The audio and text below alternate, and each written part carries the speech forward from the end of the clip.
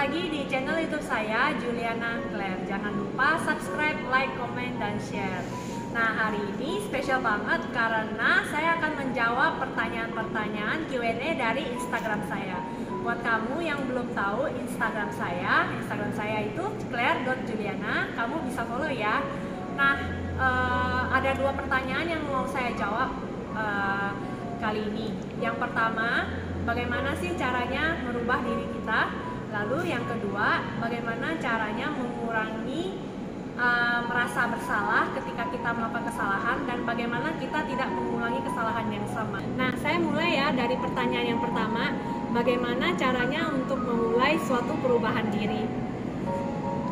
Poin yang pertama, mulailah untuk ikut kelas-kelas. Karena ini masa pandemi ya, kita bisa ikut kelas secara online.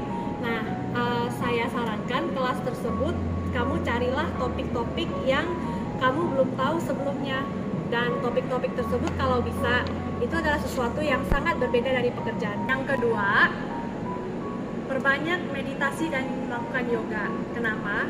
Karena di saat keheningan itulah kita bisa melakukan introspeksi diri dengan lebih efektif lagi. Yang ketiga, biasakan diri kamu untuk jalan pagi atau jalan sore, melihat yang hijau-hijau, menyegarkan pikiran, dan pastinya akan banyak ide-ide yang baru. Keempat, perbanyak pergaulan, karena kita tidak pernah tahu siapa yang akan menginspirasi kita. Menginspirasi dengan ide-ide baru, dengan kegiatan-kegiatan yang baru. Yang kelima, perbanyak membaca dan menulis. Saya mengerti ya, perubahan diri itu bukanlah sesuatu yang bisa terjadi dalam sekejap, namun harus melewati proses-proses tertentu dan terkadang memakan waktu yang cukup lama. Tetapi mengapa sih banyak orang yang gagal dalam proses perubahan diri ini? Ya, banyak juga ya orang yang suka menunda-nunda. Misalnya, oh ya hari ini saya sibuk, saya nggak bisa melakukan ini. Oh ya besoknya saya sibuk lagi. Atau setelah dilakukan sebentar, orang tersebut terkadang lupa dengan tujuannya. Ada juga yang akhirnya karena memiliki alasan yang membuat dirinya itu tidak melakukan hal itu, misalnya karena waktu, karena tidak ada dukungan, akhirnya memberhentikan proses perubahan diri tersebut. Proses perubahan diri harus dilakukan dengan sangat sabar. Misalnya, hari ini kamu sibuk, kamu hanya bisa melakukan hal tersebut 5 menit. Ya sudah, kamu lakukan 5 menit. Tapi pastikan besoknya kamu juga lakukan 5-10 menit.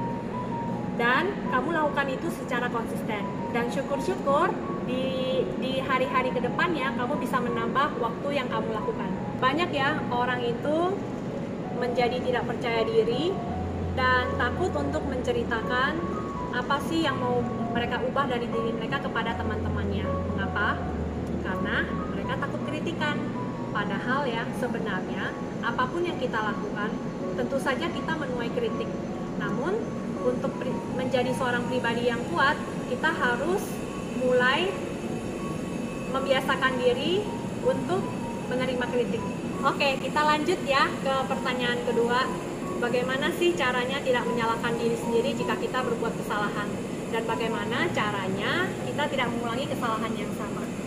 Nah, setiap orang itu punya kecenderungan yang hampir sama di setiap diri kita, yaitu kita cenderung menyalahkan diri sendiri ketika kita berbuat salah.